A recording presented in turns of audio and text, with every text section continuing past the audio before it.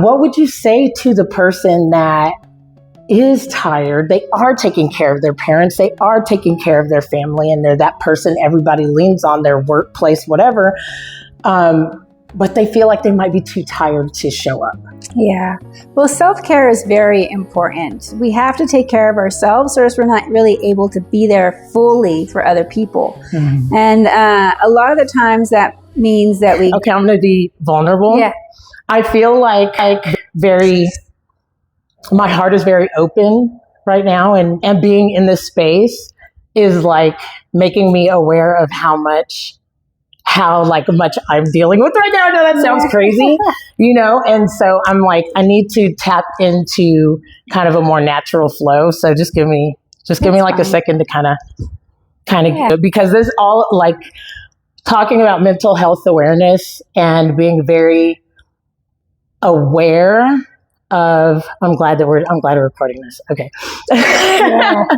Cause honestly, I may just do the intro later.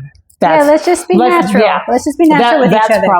And then we can better. Pick out the best parts. And we can pick out the best parts. Yeah. So I am so glad to be here. And just like I was telling you before, this is such a timely conversation because I personally am so exhausted in this space and time, just with all of the responsibilities, with everything that's going on in the world. And I know that I'm not the only one that's experiencing that. And so being in a space here that you've created for people to heal and to connect into their creativity is such an important conversation. And I want to know, I would love for you to share what made you decide to make this kind of space available for people, and why is it important to you? Well, my father and I created the Sunset Parlor during the pandemic. And what was interesting is I was living in California at the time, and I had an entertainment agency. Mm-hmm. And I was kind of ready for something new. And probably about a year before, I was at my friend's place in Virginia, and I was helping her sweep her, she'd moved back home and to her hometown and opened up her own acupuncture center. Okay. And so I went to go visit her, and I was sweeping the front of her building just to be nice while she was opening. And I got this feeling of pride, like I tapped into her feeling of like pride to be back in her hometown, to bring something that was needed to the hometown, to be with her family, and proud of like what she had created for her and her family there. And I was like, I want that. I want that feeling for me in my way. And so when my father messaged me and said, do you want to move back to El Paso and do something together? I got that feeling. And I didn't know what. We didn't know what it was going to be. Yeah. He had just bought this building, and it was a home that was dilapidated. And so we knew we were going to do something with it, but we didn't know what. So I got that feeling, and it was yes. So I moved back here. We decided what we were going to do with it. And we decided to put all the things that we love in life in one space, which is the movement arts, the visual arts, the theatrical arts, and the spiritual arts. It's like those are all the things that make my life whole and that help me with my mental, physical, spiritual wellness. And that's what I can share to the community that I grew up in. So, and then with his visual arts, and he has this huge art community in El Paso that I am helping him carry on his legacy with that as well. So we're just put it all into one building to expand what that means to have the sanctuary within and in the external as well. Your energy is so powerful, and you're so like powerfully peaceful and calm in this space and time with everything that's going on. And then even with what you've, recently experienced that you've shared with us with the loss of your father. And, I know that can be hard. How has it been surrounding yourself with such beauty, with the love of your family and your passions? Do you feel like that's been helpful to you in this process? Definitely. I mean, we can't do this life alone. We try. I've tried. Yeah. It doesn't work. We have this illusion of separateness. And when we get depressed or have anxiety or start going down these holes of discomfort, we feel like we have to do it alone. And that is the biggest illusion. Let me tell everybody, you do not have to do this life alone. We are there for each other. our human race needs each other. So the more you can build a community around you that knows you authentically and who supports you and that you support them, when you go through hard times, let them help you. Let them help you. And if you don't have anybody, there's places like this. We have 3 different life coaches. I'm one of them. We have 2 other life coaches that have doctorates in spiritual science who have been doing this for over 40, 50 years. Like there's avenues to help your mental, physical, and spiritual balance in your life. That's the number one. You don't have to do this alone. And that is such a gift. That's a gift to have that already instilled in your life too, and to be able to have a family that's so close and to feel like you have that support. Did you always have that support? Like, have you always been able to see the world in such a big and inclusive way? No. You didn't? I actually thought she was going to say yes. I thought you were going to say yes because I'm like, oh, that must be nice, because I'm thinking about, realistically how many of us walk around with the reasons why, that we can't just do what we love or create spaces of safety. And a lot of people would take it back to that. So I wonder why you said no, but also yes. Well, I feel like when I was younger, I would look at the adults and I'd be like, man, these adults, they don't know what's going on. Like, I felt like I had it figured out. And this is when I was like 7, like I was young. Are you serious? And I actually wrote myself a letter of what never to be as an adult. And I wish I could find that. I know it's on a floppy disk. What? It's on a floppy disk. When did you do that? At 7? Or was this later? I wrote it later, like when I was in high school. But you did. So you wrote a letter that said what not to be? Yeah. What one of them that I remember is when a woman would say, I'm not going to do that because I don't want to get my hair wet because I love the water. So we'd be like swimming or playing, and the adult woman would be like, oh no, I don't want to get my hair wet. I'm like, I'm never going to be that woman. And so for me, whenever I think like, well, I don't want to get, I'm like, nope, now I have to do it. I have to do it. Yes. Okay. And so I never want to stop for trivial reasons. I never want to stop enjoying and be present in life for a trivial thing like washing your hair. I mean, it's not that big of a deal, but like little things like that.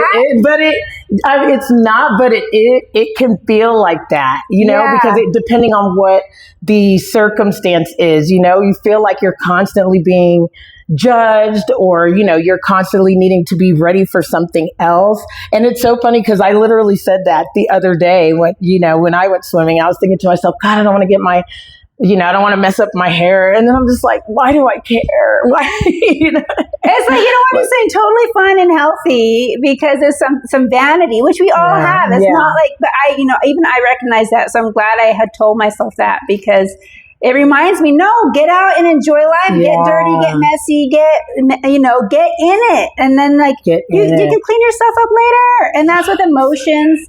That's with everything. Like you have to go through the messy parts of life in order to get the goodness. Like if you don't let yourself feel, you're not going to feel the euphoria and the bliss and the love and the joy. You have to feel all of it. You can't just choose. That's true. Or else you're going to be mediocre all the way if you just live in this little safe little box. So you have to jump in the water and get wet once in a while. Get messy. That's amazing. I want to hear more of what you wrote in the letter, but I just have to say, with every interview that I've ever done, I usually have like a script, that I just start with and I just could not even read the script because your authenticity is so powerful and so comfortable at the same time that I'm like, this isn't landing. And that's important, especially, you letting me know that you're a life coach and the things that you have learned and grown through that you're talking about right now and your observations at such a young child, and realizing that even catching yourself still having those same thoughts that are inserted to us from society and having to be conscious to let that go. And giving yourself permission, but also sharing with us, like, yes, I have those thoughts too, but I check myself, and I think that is so important. So I'm so glad that you shared that story. Yeah, thank you. So let me finish that too, because I said no, that I haven't always been like this, because there was a time in my life where I started forgetting. And that's when, like, you know, I went through college, and then, you know, you get a job, and then I got married, and like all these things you want to like now be part of society, what an adult should be. And then you just start going in this like rigmarole of the shoulds and what you should, and the illusion of life, and trying to create something that other people have put on you. And then I started kind of forgetting that part of myself that was free, and that was authentically free thinker. And I have great critical thinking skills, which I think almost everybody who grew up in El Paso has, by the way. So we have a very unique critical thinking culture here, which I love. But I started forgetting, and I started having a lot of suffering in my life, because I'm trying to fit into the box that I thought that people are supposed to be in. And when you start putting yourself in boxes, you start shutting down your intuition. You start not believing in yourself. You start comparing yourself. And then you get caught in these loops. And luckily, when that started happening and I was really getting disoriented with what was real, I found the Vedas, the yogic Vedas from like 5,000 years ago. And I went through this whole program where I got my coaching for life coaching and meditation coaching and Ayurvedic coaching on nutrition. And I feel like the Vedas are a manual for being human. And it explained every experience I was having in a really beautiful way, that we're not alone. Yes. And it reminded me that we are part of the universe, and that thing that we call God or the universe or universal love, whatever you want to call it, it doesn't matter what your religion is. If there is something that connects us all, and that is inside of us. It's part. We are inside of and it. The very breath, the breath we take, the movement, and we are multidimensional. So we might be like stuck in the past, right? That's depression, when you're stuck in the past and worrying about the past and constantly, and then you're not even present. You're physically present, so you're in this multidimensional pull back into the past, or you might have anxiety, which is pulling you forward into your future, into the shoulds and how it's supposed to look and organizing everything. And then you're still not present. And so you can't even complete the future because you're not even completing the present. I mean, please, and so, girl. Anyways, I started explaining these really basic concepts that helped me realize who I was again. It brought me back to myself and brought me back home to myself.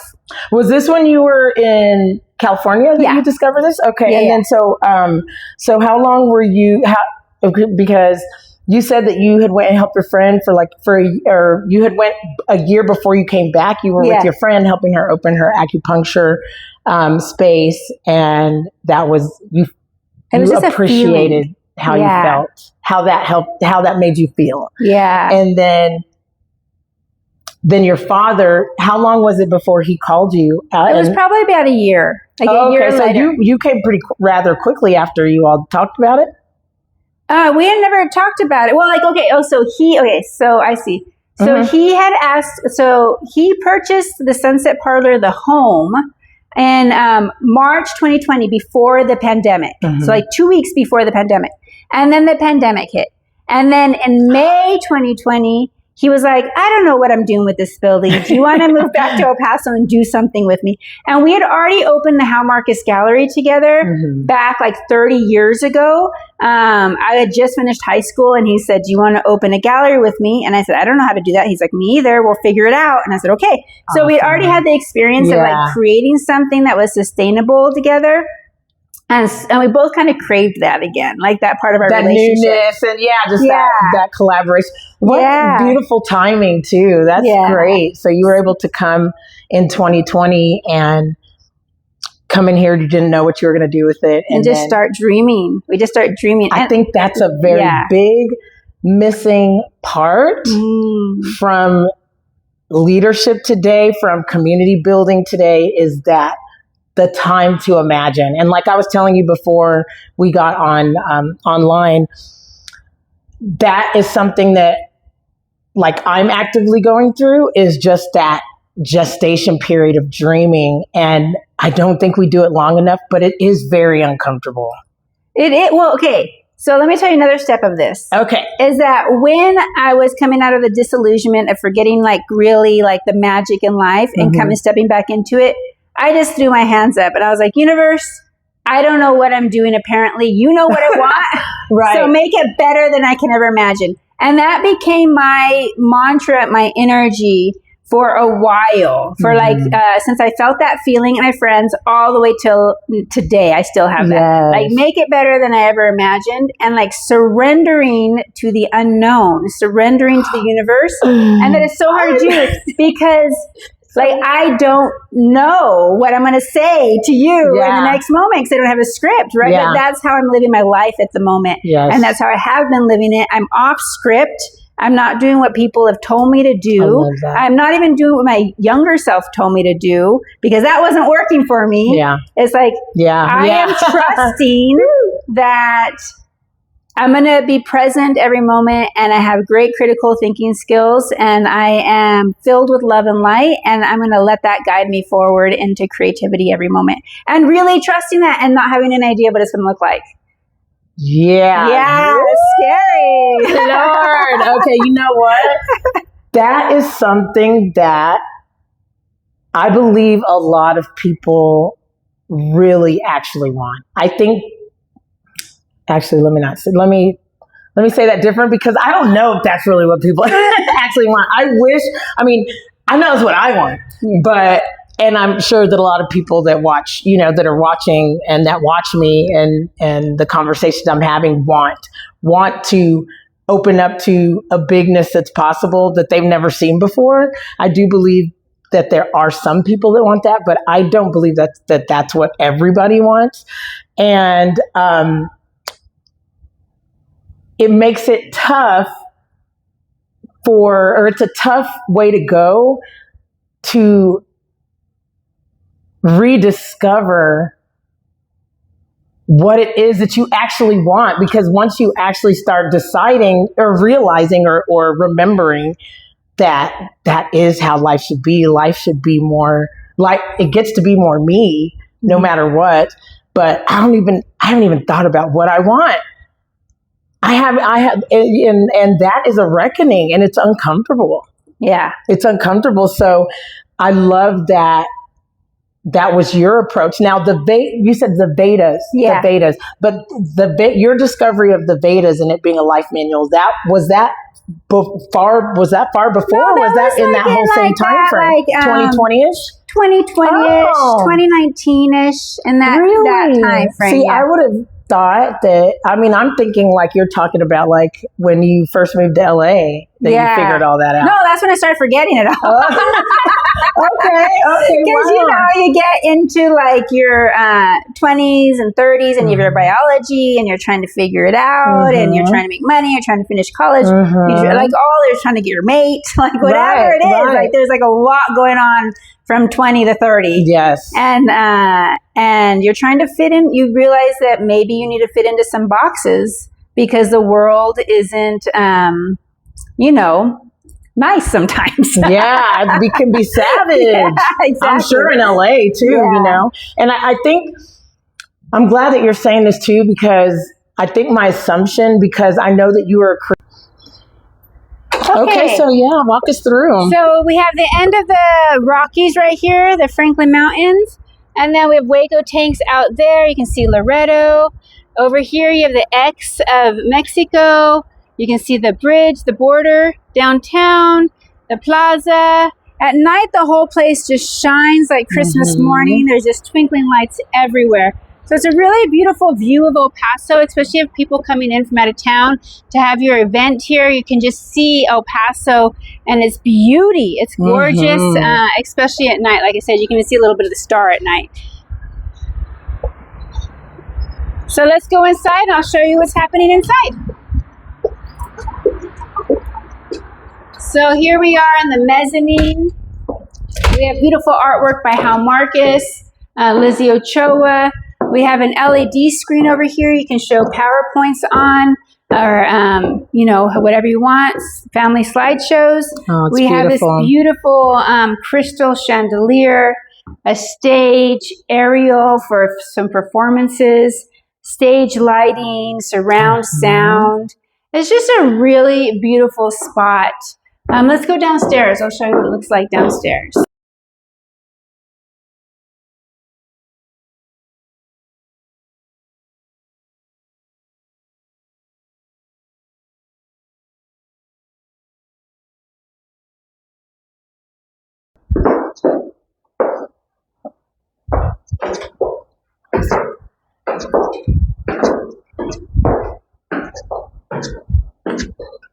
We have some tin ceilings here. We brought in some of the woodwork from the original house.